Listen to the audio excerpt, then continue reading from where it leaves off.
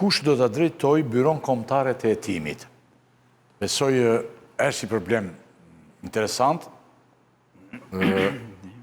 që ka pushtuar, është mjaft ka interesat më dha në ditët e fundit, sepse janë pikërisht tani zgjedhjet, kush do të drejtoj. Janë mësuar ditën e sot me zonja Lala, emrat e kandidatëve për kreun e byros kombëtare të hetimit. Përpara se të flasim procesin e kandidatët, a mund t'i themi publikut fare thjesht edhe njerë, çfarë është kjo BKE-ja, Byroja Kombëtare e Hetimit? Ç'punë konkrete bën ajo dhe sa e rëndësishme është për hetimet e SPAK? Po nëse ke Byron Kombëtare të Hetimit në xhep, nëse mund ta them kështu me fjalë të thjeshtë, ke automatikisht kushdo që ka kreun, pra në anën e tij kreun e BKH-s, në një farë mënyrë ka edhe prokurorinë e posaçme, sepse është struktura mbështetëse e prokurorisë posaçme. Kryen çdo veprim hetimor, çdo vëzhgim, çdo përgjim, çdo zbardhje proces verbali, çdo zbardhje të përgjimeve. Pra, Byroja Kombëtare e Hetimit në një farë mënyre është ajo e cila bën në një farë mënyre brumin e të gjitha asaj çfarë ndodh dhe më pas prokurorët bëjnë sitjen e të gjitha të dhënave për të formuluar një akuzë ndaj njerëzve të krimit të organizuar apo ndaj politikës. Kështu që në këtë aspekt, patjetër që lufta për të patur, pra politika për të patur të vetin ose të besuarin e vet në krye të BKH-s, është patjetër një luftë e ashpër, sepse më shumë se sa thjesht një emër, aty ka të bëj me burimin e informacionit që mund të marrë politika dhe krimi organizuar. Kështu që patjetër lufta është shumë e ashpër për këtë institucion, është një institucion që asiston SPAK-un në çdo veprim. Do të vëzhgoj apo përgjoj një kriminal apo një politikan, e bën BKH-ja. Do të përgjoj dikë, po ashtu përgjimet i zbardh BKH-ja. Do të kçyr një vend ngjarje, po ashtu këtë veprim e bën BKH-ja.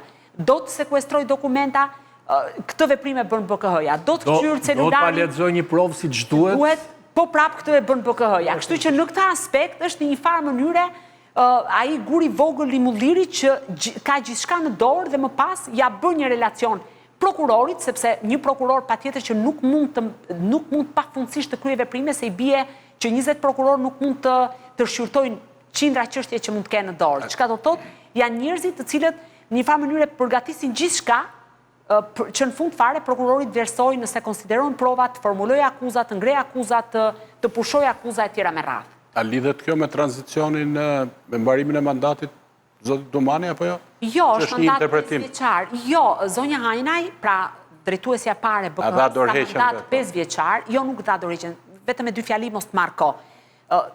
Drejtuesi ose kreu i BKH-s, në momentin që mbaron mandatin 5 vjeçar, automatikisht ka të drejtën e riemërimit dhe për riemërimin hapet një procedurë e veçantë.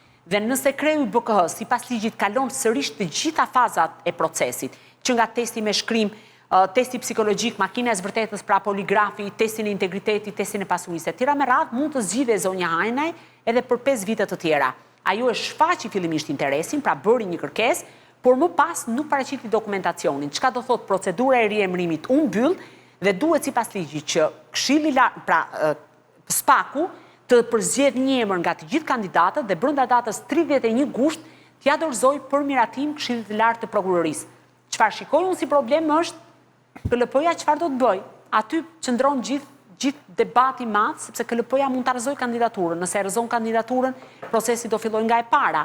Nuk është i qartë ligji në këtë pikë. Pra, këtu e shikoj më shumë problemi se sa te përzgjedhja e një kandidati. Qartë. Tani, vetëm 7 kandidatë kanë mbetur në garë. Nga 12 u eliminuan 6. 13 u eliminuan 6. Po. Për kreun e BKH-s tanë. Si po shkon ky proces, ka përplasje dhe kush janë favorit. Që tani ne jemi mësuar tani këto di se edhe dhe ne tani jemi bërë kështu tani mbledhim supet vazhdimisht e të gjitha.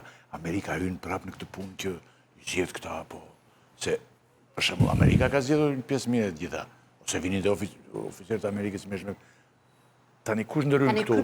Kush i bën këta? Apo është një proces i hapur edhe i drejt për drejt? Atëherë, në momentin që u hap gara, kishte 13 kandidatura, 6 prej cilave janë skualifikuar për kritereve formale, po se ka disa kritere, duhet të kesh disa vite punë, nuk duhet të jesh i lidhur politikisht.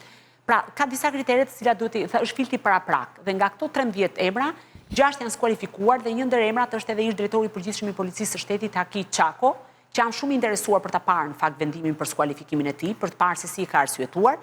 përzgjedhjen e kandidatit për kreun e BKH-s e bën një grup prej 3 prokurorësh, që është drejtuesi i prokurorisë posaçme dhe 2 prokurorë posaçme. Në rastin konkret është Altin Dumani, Arben Kraja dhe Behar Dibra.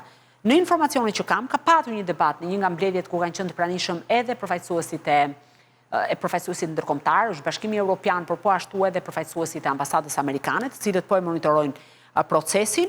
Debati, me sa unë kam kuptuar, nuk ka qenë për emra konkret, por ka qenë për mënyrën se si do të zhvillohej i gjithë procesi. Ka patur tonet larta, por do duhet shohim. Në këto 7 kandidat, patjetër që aty ka profesionistë shumë të mirë, sepse gjithë janë me karriera spikatura, me çfarë Gledis Nano është drejtori i përgjithshëm i policisë, Gentian Shehaj dhe Gentian Doi, zyrtar të lartë, po ashtu.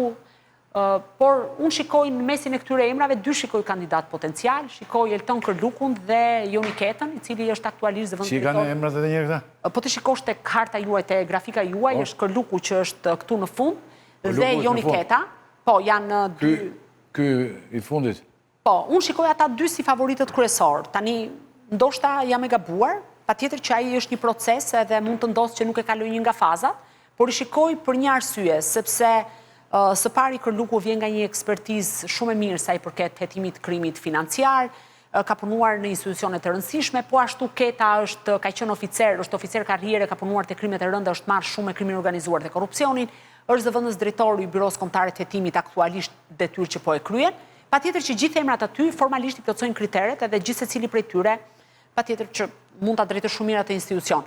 Gjithë debati është a ka interferenca politike. Këtë do po pra ka kandidat që e preferon më shumë qeveria. Ishte zëra për Akit Çakon, por ndërkohë ky është skualifikuar. Po kishte zëra, po patjetër ka patur zëra potencialisht që zoti Çakon mund të ishte i mbështetur dhe prandaj thash që jam shumë interesuar për të parë arsyeën pse zoti Çakon nuk është më në 13 vjeçe, pra në këtë shtatçen e fundit që ka mbetur, për të kuptuar se çfarë si e ka arsyetuar Spaku. Gjithë shqetësimi mbetet që nën rrogos politika mund të interferojë dhe të zgjedhë besuarin e vet, dhe duke pas besuarin e vet ka kontrollin edhe mbi Spakun më pas, sipas meje, gjithmonë. Sipas tezë, unë ty po të pyes. Tani. Por në momentin informacioni është pushtet, edhe mendoj që duke pas informacionin në dorë mund të lëvizit të gjithë gurët politika në gjitha drejtimet dhe në rastin konkret mazhoranca. Bëri Gledis Nanos, ish drejtori i policisë shtetit, për zotin Nano gjithmonë është thënë që ka mbështetje fort nga partnerët, nga amerikanët. Sa janë shanset e zotit Nano për të zgjedhur në krye të BKH-s? 0 se do Rama. E ka shkarkuar Rama.